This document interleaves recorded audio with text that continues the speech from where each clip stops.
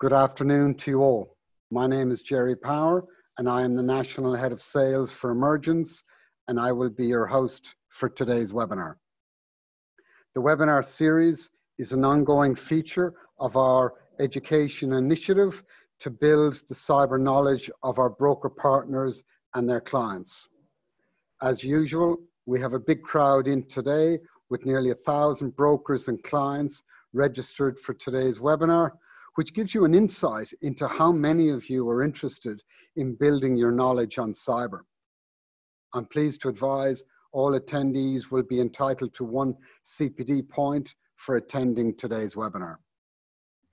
Today, we'd like to share with you our insights into the results from the latest report into the Notifiable Data Breaches Scheme, which came out last week.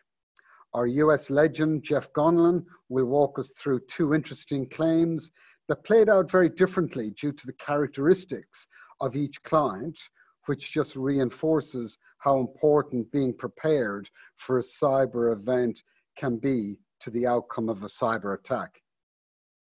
Our portfolio analyst, Luke Shepard, and I will share some insights into emergent cyber claim profiles and how they've changed over the last 4 years. We plan for this webinar to go for 50 minutes with an additional 10 minutes for Q&A. As a thank you to all of you who have joined the webinar today, we are running a competition to win a fantastic Google Hub. For any of you who follow us on LinkedIn or subscribe to us on YouTube between now and next Tuesday, and I'll provide you with more details later. But before we get into the important stuff, you know I like to share with you the other side of emergence. Over the last few months, we've been humbled by winning the Insurance Business Underwriting Agency of the Year Award for 2019. And a few weeks ago, we got frocked up again as a finalist in the ANZIIF Underwriting Agency of the Year Awards. As you can see, Emergence underwriting team has grown again. We welcome 2 additional underwriters in Deneen Turner from Melbourne and James Lee in our new Perth office. Grace has also joined us in Sydney to keep that mob in shape. With an expanded team, we decided to get another professional team photo. So here's the new team. You've got no idea how hard it is to get everybody into one studio, but also they're a hard bunch to manage. I had to knock Trevor into shape during the photo session just to get him to smile. It's not an easy job. And as you can see, Troy and Luke like working together. Anyway, enough of that. We're here to learn about cyber, not how much Luke loves his boss. So last week, the Privacy Commissioner released the second report of 2019 into the Notifiable Data Breaches Scheme. The report highlighted what Emergence expected, which was a continued increase in data breaches being notified to the Commissioner. The latest report shows us that there were 245 data breaches notified in the last 3 months alone, up 30 from the last report. The 2 key drivers of data breaches continue to be human error and criminal attacks. The number of data breaches increased from the last quarter and increased slightly from the corresponding period last year. Since the NDB scheme came into effect, we've had over 1,000 data breaches reported. So what's been stolen? Contact information such as name, address, and emails are by far what has been compromised. 90% of data compromised involves contact information, and 42% of breaches includes bank account and credit card info. As I mentioned before, the 2 main sources of data loss are malicious or criminal attacks and human error. Now, I know malicious breaches such as phishing and malware and brute force attacks are responsible for nearly 2/3 of data breaches, but I prefer to concentrate on the issue that concerns the Privacy Commissioner more, which is the human error factor. You'll also see you'll also see the human factor play out when Luke shares his insights into the emergence claims analysis. As humans, we have that great skill of finding new ways to make mistakes. The latest report shows us that employee mistakes are responsible for 1/3 of data breaches. The thing that frustrates me about this statistic is that it is an issue that is within our control as businesses. If businesses have proper policies and procedures in place through a risk management process, a large amount of these data breaches could be prevented. You as brokers have an important role to play in pushing this risk management education piece. By providing their risk management policies and procedures, businesses can improve their security posture and in return, reduce their cyber insurance premiums. When I chat with Luke later on this webinar, we get an understanding of how a business security posture and risk management seriously impacts the size of a cyber claim cost. Employees need to understand that when the security controls fail to stop an attack, such as a phishing campaign, it is the employees who are the last line of defense. It is the staff who need to be educated to identify a dodgy email or a suspicious invoice. Employees awareness education organizations tell us that approximately 15% of all staff will click on a phishing email at least once a year. If a business has, let's say, 50 staff, that means approximately 7 staff are going to put the business at risk of a ransomware attack every year. And in the insurance industry alone this year, we've seen a number of cyber attacks which have had their origins in an employee clicking on a phishing email. In the latest report, human error breaches, on average, affect approximately 9,500 people.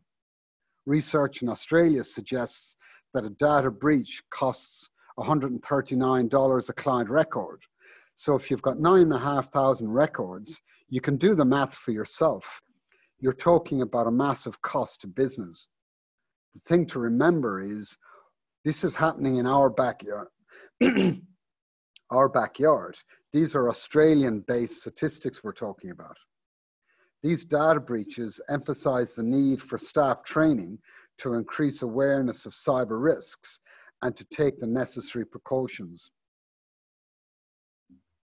Looking at the data caused by malicious or criminal attacks, these are responsible for nearly 2/3 of all data breaches, and cyber incidents were responsible for 62% of them. Social engineering techniques such as phishing, waterhole attacks, vishing, and pretexting are usually deployed to deceive people to gain access to business IT systems. Over 3/4 of criminal attacks were linked to previously compromised usernames and passwords obtained through phishing emails, brute force attacks, or similar type methods. This highlights the need for companies to make sure staff are not recycling usernames and passwords across different systems and access points. The other interesting insight provided by the latest quarterly report is the industries impacted by data breaches. For the 5th report in a row, the healthcare industry proves to be the industry that is the worst performer for keeping data secure. Data breaches in the healthcare industry, whilst decreased slightly in this report, were responsible for nearly 20% of data breaches. Again, in the healthcare industry, human error is the biggest vector, with over half of data breaches caused by human error. The finance industry and the professional services industries continue to be targets for criminals as well. Later, we'll share with you the worst performing industries in the emergence portfolio. So as you can see, the NDB scheme is having a material impact on the disclosure of data breaches. It's obvious that as awareness of the NDB scheme continues and data breaches continue being topical news on mainstream media and in social media, the need to manage data breaches becomes more critical to the survival of business. To give you a further insight into what lies ahead, the regulator of the NDB scheme, the Office of the Australian Information Commissioner, in this year's May budget, received a $25 million funding boost over the next 3 years and will be increasing its staffing levels from 93 to 124 to ensure they've got adequate resources to manage the office's responsibilities. From a broker's perspective, look at the industries your clients are operating in and consider whether you need to have a cyber conversation with them. And remember, people are your weakest link. We've developed a handy one-pager into the NDB report, which we call the NDB snapshot, which you can send to clients to inform them of what data breaches are happening. You can find it on the products page of the Emergence website in the marketing collateral section. So let's move on to the important issue of why businesses buy cyber insurance, and that is claims. At your request, every Emergence webinar includes claim studies where we analyze cyber claims we have resolved. It's always our own claims which we've managed through our incident response team. We have our own Jeff Gonlin, our legendary US Brains Trust, with us again today. Jeff is the head of underwriting and product development for Emergence and is the architect of the Emergence cyber wording. Before joining Emergence in 2016, Jeff was General Re's regional chief underwriter for casualty, facultative, and program business across the Asia Pacific region. I'll leave you with the Godfather. Thank you, Jerry. Okay, so today we're going to look at a couple of claims, as we usually do. I'm going to present on 2 ransomware claims. And sorry to be using ransomware again, but it is our most frequent type of claim. And I've chosen these 2 examples to illustrate how the same sort of claim can play out rather differently. So let's take a look and see if there's anything we can learn from the examples. The first one we've got is it's a modest size medical clinic, and they were befallen by a ransomware. And anytime you go to the doctor, of course, you want to know, is it serious? Is it going to kill me or just be a nuisance for a couple of days or what? In this case, what happened was the ransomware affected the devices in a way that it basically, they lost all the data, and it was impossible to restore the data from any backups that they had. Now, you know, you have a lot of sensitive data if you're a medical clinic, and you do have to keep that and keep that for several years. There are, you know, specific requirements around that, as well as additional reporting requirements in addition to the NDB. Now, you know, they were confronted with the loss of data and a $50,000, actually it was 50,000 plus ransom demand. Now, hospitals and clinics become especially attractive targets for the ransom because, you know, you've got lives at stake, you've got that sensitive information. You know, they tend to spend money on providing care rather than keeping up with the latest IT. We noticed that, and if you remember the WannaCry and how the British system was so strongly affected. Well, they were using outdated IT. I'm not saying that's the case in this instance, but that's just a comment on the industry itself. So it's no surprise then that they're viewed as relatively easy targets and very interesting targets because of the info they have. And, you know, they're dealing with lives and they can't afford to be offline. Now, what do we do to fix this? Well, we didn't pay the ransom. First thing we do, you know, if you've listened to any previous webinars when we've talked about claims, then you'll know that the first thing you want to do is you want to make sure you contain the loss, you know, determine the scope of it, how it started, how far it spread, and you want to look at the potential effects on your operations and whether there was any data that was exfiltrated. In this case, they were able to determine that there had not been any exfiltration. It's quite typical in ransomware case that they're doing this for profit. They just want to get the cash. They don't want to be bothered, you know, exfiltrating data, selling it on the black market. Nonetheless, you do have to go through that exercise each and every time. That will be expected. That you have to make the case that you know you're reasonably sure that there is no threat to any of your patients. Now, once they determined there was none that was exfiltrated, they were able to reconstruct the records from other sources, including considerable manual reconstruction. Now, this involved quite some effort and time, and it was decided that given the sensitive nature of the data and the importance of accuracy, the need to, you know, interpret the various physical records correctly as well, there was a two-pronged approach. One is simply to add some additional labor that specifically helped to restore the data, and the other was, you know, engage those medical employees themselves, those professionals who would be able to look for anomalies and make sure that the data in fact was proper reconstruction.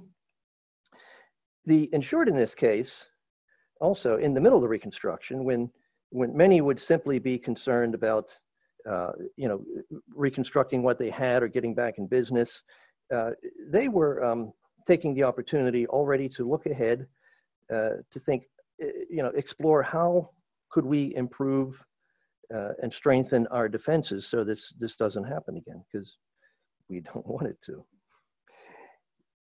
How it was covered is straightforward. Section C. There's a response cost, you know, if there's a cyber event in your business, and the final outcome, $53,000. So could have just paid the ransom, right? Not really, because that may or may not work. And again, you may have questions of data integrity, and you still have to go through and, you know, make sure that your system doesn't have anything left lurking in it. So we had the IT vendors and forensics, you know, the people that helped to reconstruct as well. You'll notice that there was no Section A, or there was no interruption to the business, and there's no Section A claim as a result. Well, why? Well, in this case, the insured wisely took stock of the data they held, and this is one of really the basics to start with. What data do you have? Can you segregate it into, you know, more sensitive and less sensitive, and into data that's critical for your operation and non-critical data? And in this case, they were they had done that, and the data was data that was very sensitive and important that they reconstruct and maintain, but it was not critical operating data. So they were able to continue operations throughout without disruption. And if you were a patient there, you would be you would not have noticed anything, in fact. Let's take a look at the next case. This is a removalist. What happened was 2 months before discovery, there was a brute force attack, and through that attack, they were able to gain a foothold. Once they were in the system, they had administrator authority.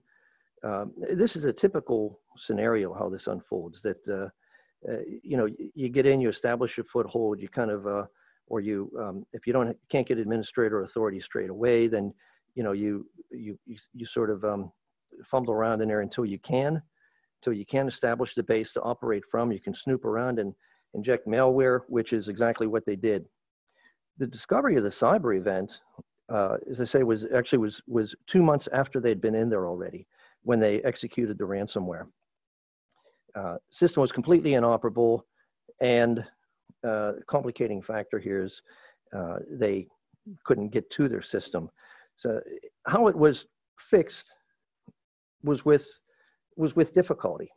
And so what happened is there was a dispute between the insured and their managed service provider. The managed service provider, of course, had the keys to the kingdom here because everything was on their servers, and they controlled access, and they didn't allow access. So it became impossible to take quick action. But meanwhile, this is a business that requires IT to, schedule and move things and so forth. And so they quickly ran into a difficult situation because they weren't able to deliver on any contracts. They couldn't take on new business. And, those big wheels, well, they ain't rolling anymore then. So it was pretty tight situation here because, you wanted to restore things very quickly, but you didn't have access. We couldn't tell if there was any exfiltration. We weren't sure what happened. And also, what do you report to the OAIC? In the meantime, you've got to think ahead then. Let's assume we do get the data. How are we going to continue then? Well, do you want to do it with the same managed service provider? Maybe not. So you start to replicate your IT and make contingencies so that you can, once you do get the data, you have to basically set up your IT again so you can start up your business. So keep in mind here too, we've got a 30-day indemnity period that was chosen. So, the clock is ticking on this one. Section A and Section C both were covered. So the response cost and the Section A for the interruption to the business, the gross profits cover.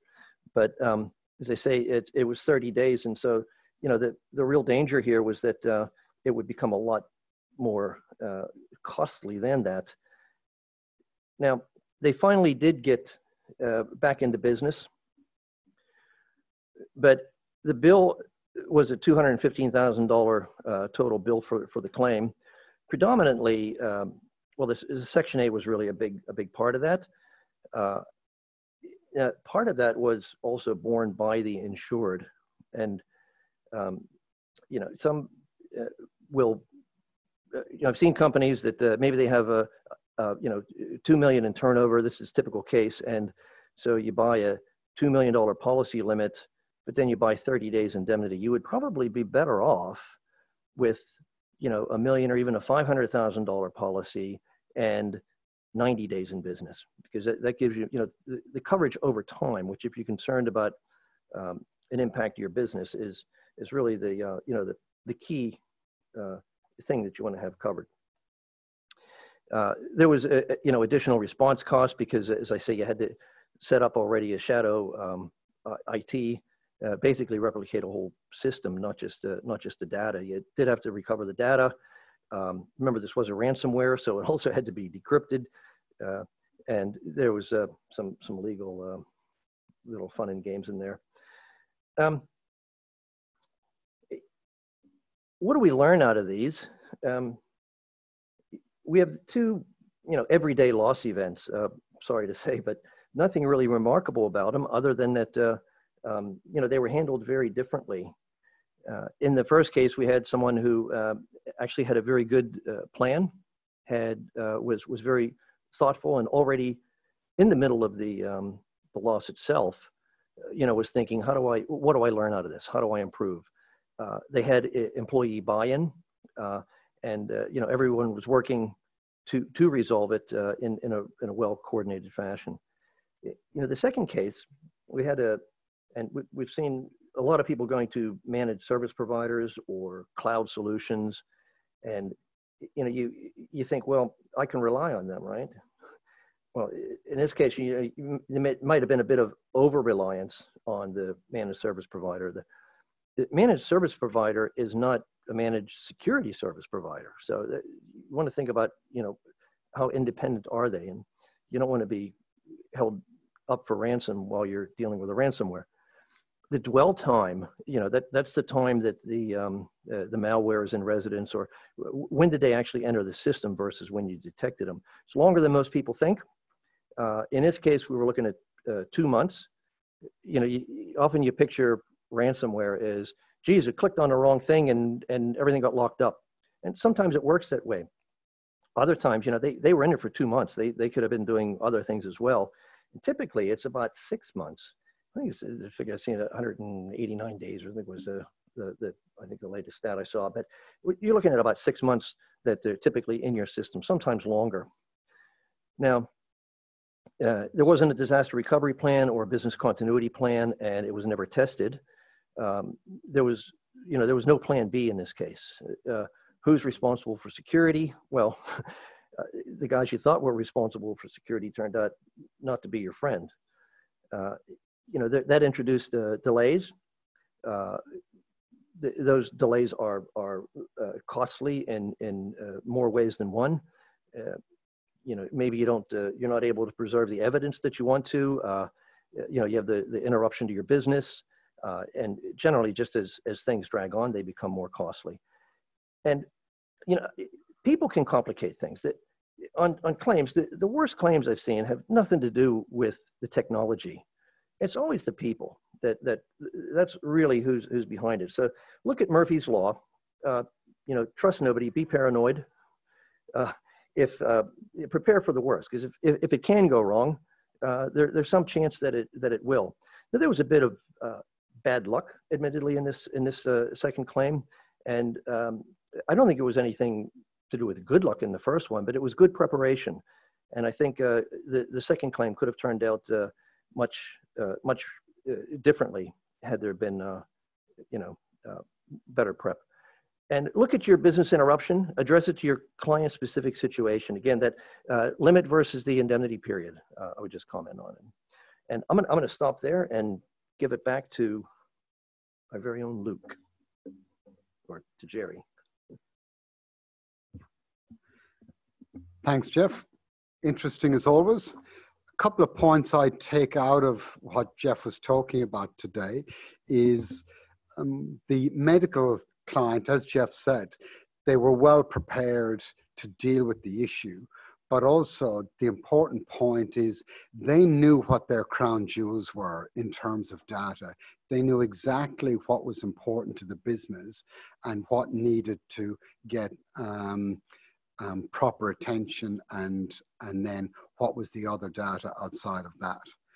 The other point I take on the removalist claim is that it reminds me of numerous conversations I have with brokers and clients about their IT provider.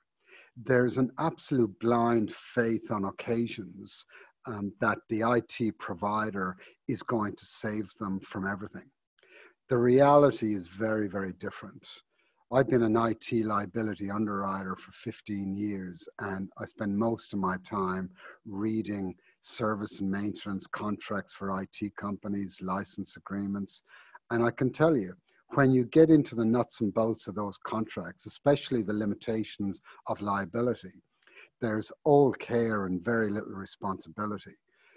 Most of them will say that they will not be liable for anything apart from what is required by the Australian consumer law legislation, which is basically saying we'll return your fees for the last 6 or 12 months. So, if you've paid them $5,000 for IT services, well, that's what you're going to get. Or the consumer law legislation also says that you may resupply the services. The reality is that's all you're going to get. There will be no indemnity from the IT provider for loss of profits or business interruption. The business will be on their own. So when Jeff talks about business interruption and indemnity periods, it's a very important issue, because when it comes down to the hard reality of how things will play out, the IT service provider is unlikely to be there in the event of a major loss. So today we thought we'd take a different angle on claims and talk about the Emergence portfolio at a macro level. As cyber underwriters, we provide you with insurance solutions for your clients. We do this in a number of ways, from the providing terms via the online portal to bespoke solutions for the larger, more complex businesses. Whilst this is at the heart of what we do every day, we also need to manage the cyber portfolio to ensure the portfolio is sustainable over the long term. It's for this reason we might say to you on occasion that a particular client mightn't be an appropriate client for Emergence. This is because we're constantly balancing the needs of individual clients with the overall risk profile of the portfolio. We do this to ensure that the claims profile of the portfolio stays within acceptable levels, to allow us to provide long-term solutions at reasonable prices, which is what you and your clients want from Emergence. So with this in mind, I'd like to introduce you to the man who helps us understand the portfolio and to manage it effectively. Luke Shepherd is our portfolio analyst, whose job it is to keep his finger on the pulse of the portfolio and to inform us of trends within the book. Luke joined us in 2018 and has assisted the team greatly in understanding the data and to ensure we've got a solid understanding of the portfolio. He's currently studying to be an actuary, but please don't hold that against him. So, Luke, can you share with us your observations on the Emergence portfolio from a claims perspective? Well, thank you, Jerry, for the introduction. And as Jerry mentioned, today I'm going to share with you my insights into the Emergence claims portfolio, taking a deep dive into the data to develop core insights into what these cyber claims look like and our long-run experience in this developing space. A great place to start is to just look at the volume of the number of claims coming through the door. The number of cyber claims Emergence has dealt with has increased over the course of the last 4 years.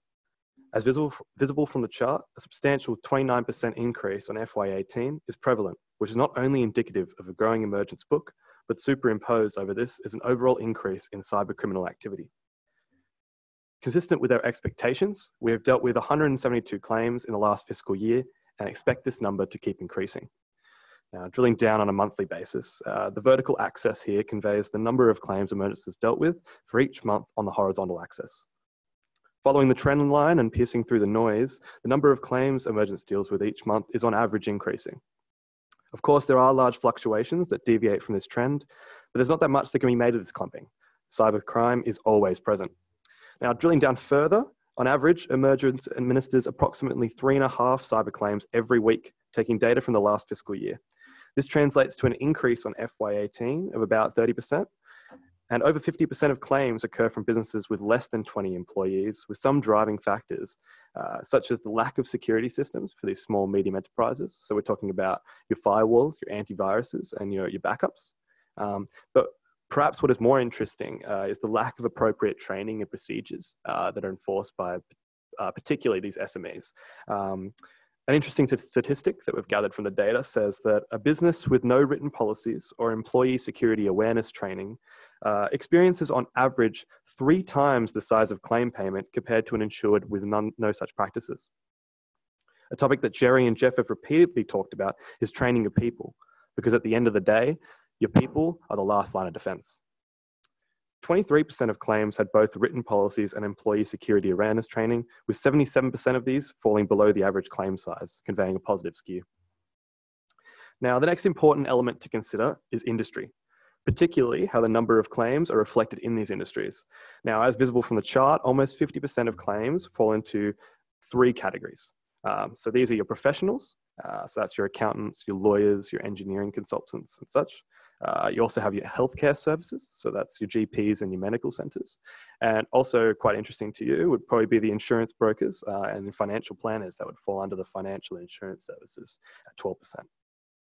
Now, our claim composition is consistent with the NDB findings Jerry discussed prior, as the top 3 industries affected by data breaches in the report match up with our results in terms of claims.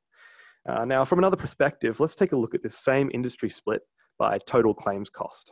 So as you can see, a little over 50% of the total claims, similar to before, cost we're talking about here, arises from the same 3 industries. This correlation is perhaps not surprising, but interestingly, just taking you back to the previous slide, the financial and insurance services sector contributes 12% to the number of claims on an aggregate basis, but contributes a significantly higher claims cost at 20%. This finding conveys the potentially expensive and devastating nature of claims among insurance brokerages and financial planners. Of course, it isn't satisfactory to discuss claims experience wholly based around the prevalence of such claims in terms of count, without also discussing the severity and cost of these claims. So what does the data tell us? Well, actually quite a lot. The average claim amount has compounded at an annual growth rate of 66%, increasing 51% on fiscal year 18, as seen on the lovely column chart on the screen. Now, why is this the case, you may ask? One factor that we've definitely attributed to this is the pool of larger claims with significant portions of Section A losses to your business. So that's the BI element of your cover. This is why it is critically important to ensure that your client has an appropriate indemnity period, as Jeff discussed. Also, as Jeff discussed, we saw that from the transport claim, this is a crucial factor in determining the total cost or the output of the claim. Other external factors that can be considered, to put these numbers into context, the Australian government recently announced that online fraud in Australia was approximately $500 million per annum. We don't see this as an issue improving over time. On a case-by-case basis, our data reflects that there are correlative factors that can decrease the size of these claims. From experience, the average claim size for a business with no encryption is approximately 25% higher than the average claim size of a business with encryption at rest on the network, in transit, and when backed up. Now, another way of slicing and analyzing the data is by policy trigger. As you may be aware, the emergence policy defines a cyber event by some of the triggers you see on the screen now. So we're talking about hacking, cyber extortion, and crimeware, where these make up the majority of our claims. And as you can imagine, we've gotten quite used to dealing with these situations. Hacking and cyber extortion are clearly most common, but vary greatly in the way that they are practiced. We expect the cyber theft trigger to grow as a proportion of the claims experience in the short to medium run, as our coverage has expanded in that area, and the criminal space for dodgy invoices and social engineering remains a prominent threat, as Jerry discussed earlier. Now, speaking from our sample size, probabilistically, businesses that regularly update antivirus systems experience 20% less claims than businesses that update less regularly. That's on average. We can draw relationships between the large prevalence of hacking and cyber extortion cyber events, which you can see on the screen, which can potentially be diminished by effective and up-to-standard antivirus systems. Now, let's move on to have a look at the prevalence of ransomware claims. Harking back to Jeff's discussion on both the transport and healthcare claims, ransomware was at the core of both of these situations. 37% of claims emergencies dealt with involved a form of ransomware. To reiterate, ransomware is a type of malicious software, commonly referred to as malware, designed to block access to a computer system until a sum of money is paid through the form of cryptocurrency, usually Bitcoin, because it is decentralized and difficult to track. In many ways, this is not surprising. It is lucrative, low-risk, high-reward criminal activity and can severely threaten and or damage the IT integrity and data structures of a business. It generally does not involve a regulatory notification to the NDB scheme, as the criminals are more focused on locking down the system rather than accessing and selling the personal information, causing a data breach. It is also important to note that Emergence is able to settle the ransomware claim for a business with regularly updated backups. So these are daily backups we're talking about, 25% quicker on average than a business without regularly updated backups. This points to the prolonged nature of business interruption settlements if the data and system cannot be restored quickly enough. Despite these mitigating factors, Section C cyber event response costs make up a large proportion of claim costs in this area. Now, talking about settlement times, I don't know what to tell you, FY16 doesn't look too good. It is important to note that at the time, there was a low number of claim count and one severely complex claim that drove up this average number. As the portfolio has grown, however, we have expanded the incident response panel, and we have a much larger panel of experts to assist in managing claims more effectively. Ransomware attacks, as seen before, are one of the most frequent claim types we deal with. As such, you tend to get very efficient in managing them. One of the things you notice in a large portfolio is the different strains of ransomware. One of the things you notice is that things such as GandCrab, you become quite well prepared when you see a lot of these things day in, day out. If we have an insured with a good security posture who is backing up their data daily, it is highly likely we'll be able to effectively manage such an attack in a very short period of time. As stated before, the larger the size of the business interruption element of the claim, the longer the claim will take to settle. This will impact the average settlement time. Contextualizing these claims by state, we have a large portfolio of insureds in Queensland, so it should be expected that Queensland would feature prominently in the claim stats. You should bear in mind cyber attacks are a global business. Criminals have no interest in where your business is located, and there are no severe weather zones for cybercrime. They're more focused on the opportunity presented to them, whether it be poor security controls or an employee clicking on a phishing email. In many ways, the aim of the game is to distribute a virus through as many channels as possible and hope a business bites. Now, wrapping this up, as we can see from the core findings, the number of claims is increasing, consistent with other insurers' data. The severity of these claims is increasing at a rapid rate. Ransomware and cyber extortion are key trending vectors in terms of both claim count and claim size, and professionals, healthcare, and financial services are our target industries. So I'll hand it back to Jerry. Thanks a million, Luke. Very much appreciated. I think one of the things that jumps out at me at that data is for you as brokers, we're constantly being asked, what can a client do to help manage or protect themselves against an attack? If you were to think about the emergence portfolio or the emergence proposal form and how it's constructed, it has a number of questions. Those questions are there because they're important to understand risk, but the proposal form also gives a series of suggested answers from excellent posture to poor posture. So Luke was saying that when we've got a client that has good controls, good backups, good antivirus, and is educating its staff, the cost of that claim will be dramatically less. So I think one of the take-home points for you is have a look at the emergence proposal form, look at what it's asking, and use that as a potential guide to have conversations with your clients. So let's move on. As most of you know, emergence never stands still. We're always looking for ways we can support our broker network, which is now over 6,000 brokers in Australia and New Zealand. We're pleased to announce today the release of our new excess of loss wording. To give you a greater understanding of the offering, Jeff is going to walk you through why we're introducing the wording, the capacity available, and how to obtain a quote. Over to you, Jeff.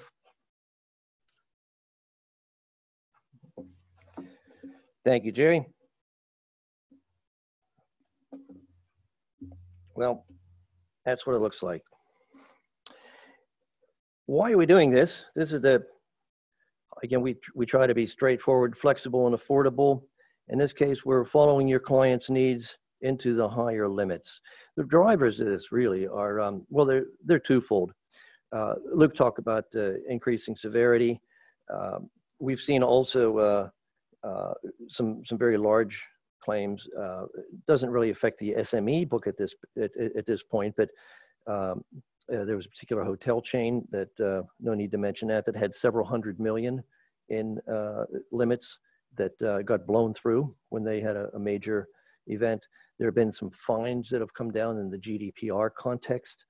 You know, that may seem like it's not necessarily relevant here, but we have seen insureds that have been confronted with contractual arrangements, either that, you know, there's a direct concern with GDPR because they've got partners or businesses over there and they're required to, you know, carry higher limits, or they simply have a higher exposure.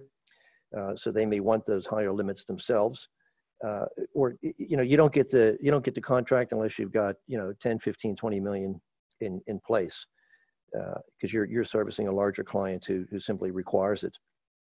So there's definitely a demand for for higher limits for a couple of reasons. Our policy our approach to it is to provide you with those higher limits. The policy form itself is a follow form on the underlying policy. Now, if you've ever tried to put together a tower of higher limits, it can get complicated because, especially in cyber, each policy form is different. So if you're going to try to put together a 50 or 100 or even a $500 million tower, which some enterprises require, it really becomes quite a task to be able to do that. Even if you're doing a 20 million tower, you want to make sure that you've got the same, only more sort of thing. So our form is designed to follow directly on the underlying policy. So it's not going to present you with, the difference in conditions type of exposure. And, it will step in when the underlying limits are exhausted. We've got the 10 million in capacity ready to go. We regularly provide up to 10 mil on a primary basis through the portal. Anybody out there can access that. We've done several deals in the meantime. 10x to 10 is a typical sort of limit request that we'll see. So that 10 mil is fits in readily in that sort of context. We can consider higher limits if that's required. The information is, it's likely not to be all that onerous to collect the information that we need, because it's the same as the primary placement. So if you've got that information, or you've got the deal done as underlying, then simply forward that to us, along with, of course, we would have to see the primary wording, including all the endorsements and so forth, because we are a follow form policy. So we need to make sure that we understand what it is we're following and can price accordingly. So it's pretty straightforward. In terms of attachment point, as I say, that's usually 10 million bucks. May depend on the risk of the primary structure. We've done some other layers as well. We've done 10x of 20. We've done 10x of 30. So we're pretty flexible as far as that goes. Who do we support? We are following the underlying company. So we look at the general market experience, their underwriting attitude, the wording and coverage they're providing. Not just their stock wording, but if they've amended it, as I say, so including endorsements. We look at how that's been underwritten and how they've structured it. And also, crucial is because we're following the claims management. We look at who they're using for claims and what their capabilities are. And, we want to make sure there are compatibilities, that we're all on the same page. When the loss does happen. If it's a large one, it is going to be more complicated. And, as we've seen, even on small claims, when you have lack of coordination or mangled communications line, that's when things get complicated unnecessarily. So really, it's about establishing lines of communication and getting on the same page with from the underwriting viewpoint and from the claims viewpoint. If you want to get a quote, what would you do? Well, you can't get it on the portal. You have to come to us directly. This is something that's underwritten on a case-by-case basis, of course, because each deal is separate. I think someone had in the Q&A, someone had asked a question about, do we do tailored specific deals? Well, this is one case when yes, we do on the excess basis. Each of these is a separate. Tailored a deal for those circumstances. So that's part of that answer. We need, as I say, the underlying proposal form. It will be probably from another company, their primary terms, and what the limits requirements or the overall structure of the tower is. So that's just a brief intro there. I'm not going to say a whole lot more. If you've got more info, give a call. You can find the policy itself if you want to review it. If you're familiar with our website, simply go to the products section where you scroll away the picture, look under policy information, and you'll see right there the cyber excess of loss policy. Jerry, back to you. Thanks, Jeff.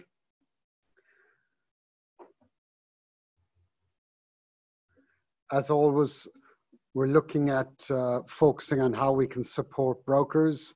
We try and do that in a number of ways through our websites, our LinkedIn pages, the blogs that we do on topical issues or trending issues. We do our quarterly webinar series, which is part of today, as well as doing broker education sessions. We believe we've got one of the largest teams of cyber underwriters now in Australia. So please feel free to get in contact with us. If there's something we can help you with, we'll be happy to do that. If any brokers listening today require access to the Emergence Quote and Bind portal, please email info@emergenceinsurance.com.au to request access. Some of you may be aware, Insurance Business is currently running a survey on what brokers think of underwriting agencies. This is an annual survey which asks brokers to rate underwriting agencies on various points, such as coverage, claims, technical support, and the like. If you value the coverage, the innovation, pricing, support, and education that Emergence provides you, please complete the short survey. It'll only take about a minute, and put Emergence Cyber Event Protection Policy as your #1 pick in the top insurance product category and the cyber and information technology section of the survey. The link is on your screen. However, we'll send you an email with the link after this webinar. We would really appreciate your support. For assistance on any cyber-related issues, please feel free to contact the team. They're all there to try and help you. And never forget, we're cyber specialists. That's all we do is cyber. So we've got nothing else to do. So, you know, if you've got cyber issues that you want to discuss, just get in contact with us. Our incident response team number is also there.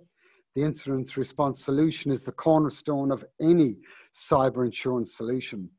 There's been no change in the incident response, which is managed from Sydney in partnership with Sedgwick, which is the rebranded Cunningham Lindsay. They understand the importance of immediately mitigating potential threats to your client's business. The incident response team is available 24/7 and manages the claims process to minimize the threat and to save your clients time and money. The team includes IT forensic investigators, asset recovery experts, forensic accountants, lawyers, public relations, and crisis management consultants. And just bear in mind that it is Sydney-based. We don't outsource the management of our claims overseas. We believe the best way of dealing with things is to have people on the ground, and that's what we do. I said we were running a competition today. Firstly, congratulations to Letitia Norde of Dental Essentials in Perth, who won our May webinar competition. Today, you can win a fantastic Google Hub for any of you who follow Emergence Insurance on LinkedIn or subscribe to our YouTube site between now and next Tuesday, the 10th of September. So if you don't already follow us, jump online now and click on follow or subscribe Emergence. We'll advise the winner of the prize by email next Friday. As I mentioned earlier, all attendees today will be entitled to 1 CPD point. We will automatically send out the certificates of attendance to the email address you used to register for this event. For those attendees listening as a group, such as in a boardroom, please send a list of attendees now, including full name and email address to info@emergenceinsurance.com.au. so that we can issue each attendee with a certificate of attendance.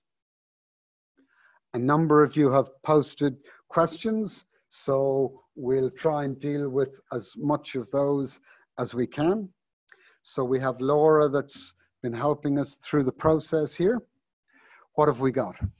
Hi, Jerry. We've got here from Anonymous, we've got, if the IT provider cloud host is attacked and it creates a breach and a claim in the client's business, does Emergence assist with the recovery against the IT provider cloud host?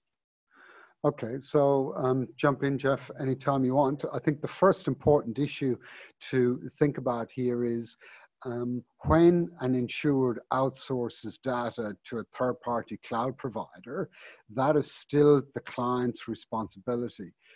Customers of the insured expect that the insured will manage the personal information in a responsible way. So irrespective of whether it's outsourced, the responsibility for the protection and integrity of that data lies with the insured.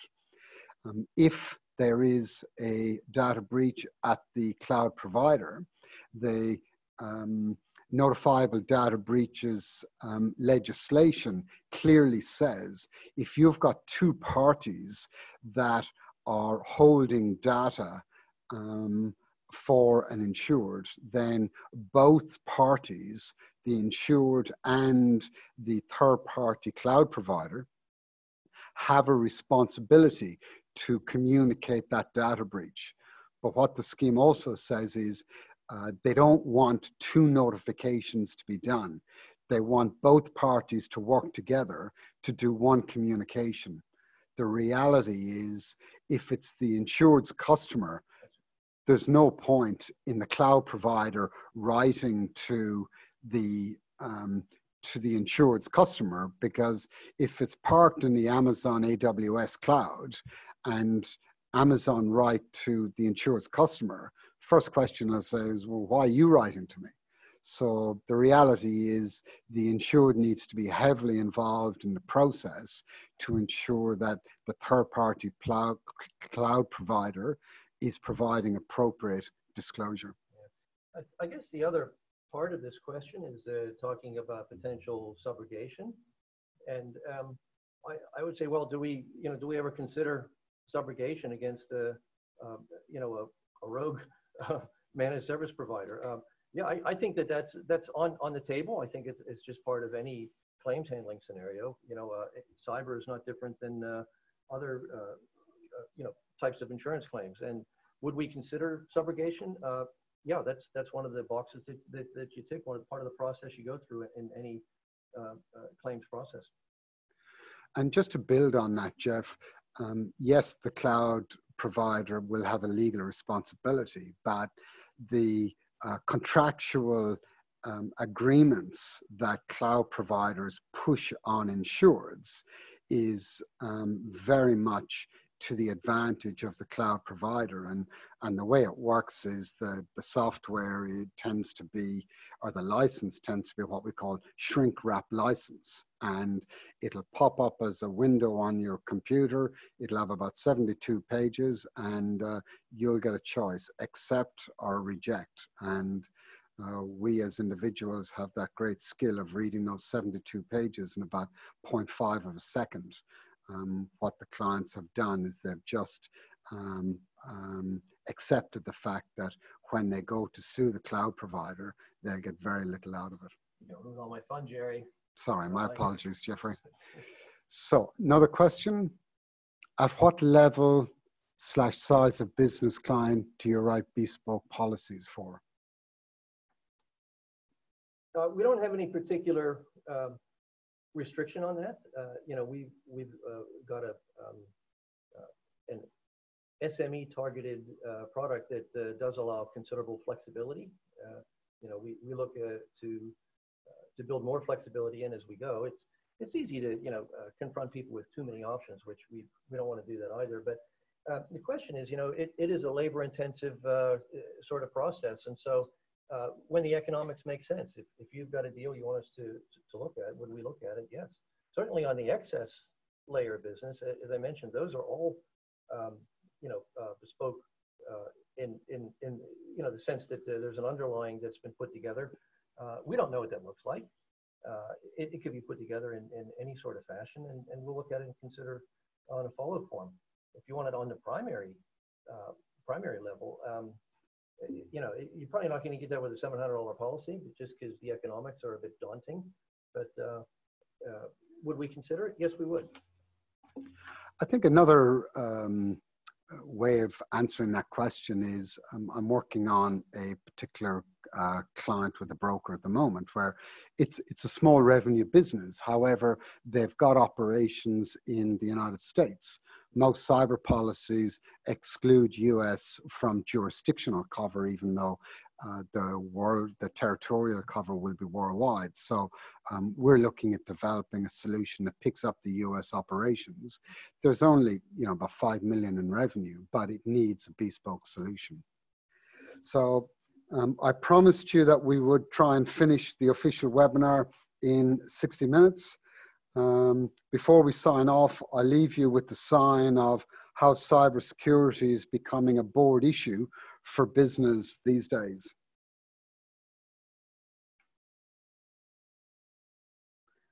On behalf of Emergence, I'd like to thank you all for taking the time to join our webinar today.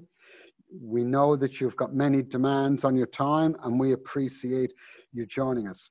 I hope you found it educational in building your own cyber knowledge and giving you the tools to assist in having a more informed cyber conversation with your clients. We are recording our webinar today, and we'll send those of you who have registered for today's event a link in the near future so you can share it with any of your staff who were not able to tune in today. For your information, all our previous webinars are also available at any time on YouTube. You just need to search Emergence Insurance on YouTube. We'll also send you out a short survey to gain your feedback on today's webinar and to get your thoughts on what cyber-related topics you'd like to see in future webinars. We would also really appreciate if you complete the survey. We will use it as feedback to build our webinars for the rest of 2019. The next webinar in the series will be in November, so keep an eye out for that. We'll send invites out a few weeks beforehand. This is the official end of the webinar for those of you who wish to leave. For those of you who wish to stay online to listen to our feedback on some other questions lodged by your colleagues, please feel free to stay online. So what other questions do we have? So we've got here, what is the difference between a managed service provider and a managed security service provider? Yeah, you can think of it in terms of the normal operations, everyday operations. Managed service provider, they're going to make sure your laptops keep running. They're going to do your backups and so forth. Managed security service provider has a different focus, which is they'll be looking at security specifically, with more emphasis on things like your disaster recovery plan, testing of backups and such, where your normal operations managed service provider may or may not have taken on responsibility for the security. They may or may not provide you with disaster recovery as a service. Again, read the contract, read the specs. As Jerry said, what are you engaging them for? And you need a fox guarding the hen house. Maybe it's a bad analogy, but security is one thing, and running the shop is another thing. Thanks, Jeff. Another example of your poor jokes. Another question is, does the policy cover subsidiaries based overseas? So the Emergence policy provides cover for the insured and all its subsidiaries. So the insured needs to be an Australian domiciled insured, but if that insured has operations all over the world or generating revenues all over the world, the policy is designed to cover all those subsidiaries on a territorial basis. So the territorial scope is worldwide. And then you have, as I said earlier, the jurisdictional issue about litigation launched elsewhere in other countries. So the standard cyber policy provides cover for worldwide, excluding USA. The reason for that is obviously the United States is far more litigious. So it's a case of understanding those exposures in more detail and then developing a bespoke solution for that. Any thoughts, Jeff? Yeah, the U.S. isn't one jurisdiction. You'll be familiar with liability products, of course, and in the casualty side, you've got 51 jurisdictions, and the same in cyber. With California in the lead, and now practically every state I think has data breach reporting requirements, but California is the most progressive, and then you've got states like New York that have specific requirements, especially for financial institutions, 72-hour reporting, similar to the GDPR. So there, that's on the sharper end. You've got other states that have, excuse me, less onerous requirements. It's 51 jurisdictions. Yep, fair comment. Jeff, I might bring you in on this one. What industries do we not write? I know the portal has 13,000 occupations in the system. What do we not write? So few, I have trouble recalling all the time. Let's see. There's what do we do? Big banks. Tier one banks. Tier one banks. Yeah, they really have their. There's different industry solutions. I think they're better served. We don't do the aviation industry, aviation operators. We don't do digital currencies, crypto currencies, that sort of thing. Crypto exchanges. Crypto exchanges, yeah. And we don't write any adult websites. That's right. Mm. We do dating sites, so that's not off the list, but the adult content is. Yeah. There's not a whole lot that we don't look at. Yeah. I think one of the other industries that's worth mentioning is utility providers, like your energy, your electricity, your water, your gas. But those sort of programs tend to be managed in a much different way. Another question: what cyber response costs are provided by the emergence policy?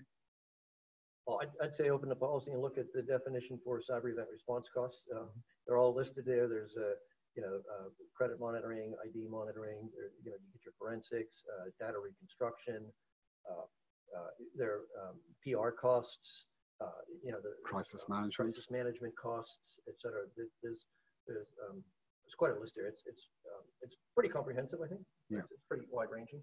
And the key driver of the cover is once a cyber event happens, the issue is how do we get that business to recover as fast as possible? And one of the things I like about cyber insurance is the insurer's interests are very much aligned with the client's interests, because if we have a cyber event and we get in there forensically to figure out what's going on and get the criminals out of there, the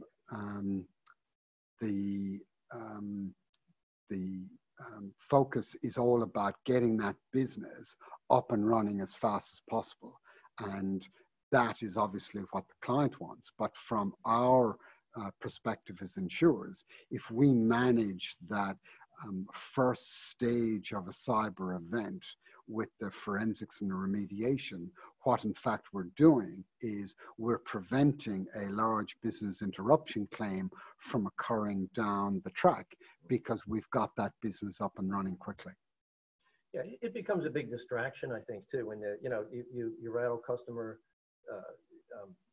trust in your business, and even with employees. I mean, we've seen cases where there have been things going on furiously behind the scenes, but thanks to good planning and good management of the claim, it's business more or less as usual, and it's not even apparent if you're working there that you've had a breach or the extent of it, because it's well managed, and that is ideal. Ideally, you handle it and you get back up and running ASAP. And geez, if nobody knows the difference, then you've done a really good job. Yeah, yeah. And your claims today brought out the difference between a well-prepared client. You know, if companies invest in their own security controls, if they educate their staff, if they have daily backups, those backups are off-site, the antivirus controls are in place, any intrusions are being monitored, then the client's giving themselves every chance of recovering quickly. Where we find problems is where insureds think that the cyber insurance policy is their business continuity plan.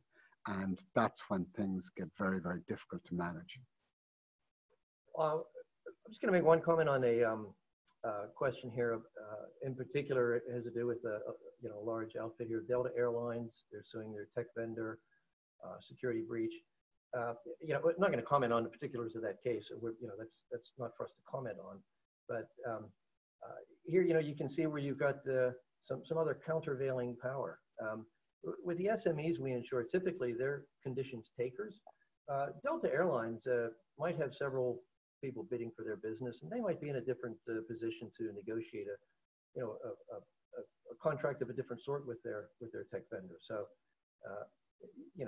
I'm not privy to what goes on there. I'm not a lawyer, and that's between Delta and their tech vendor and the judge. But it does happen. Just to point that out, it does happen, and I think it comes back then, as Jerry was talking about. What's the basis of your arrangement? And what was your agreement with your cloud provider or your managed service provider? Were they responsible for service or security, or were they not? Thanks, Jeff. That's all we've got time for today. Thank you again for joining us. We hope you found it useful in building your knowledge, and I hope you enjoyed the sort of free format Q&A session. On behalf of the Emergence team, goodbye and enjoy the rest of your day.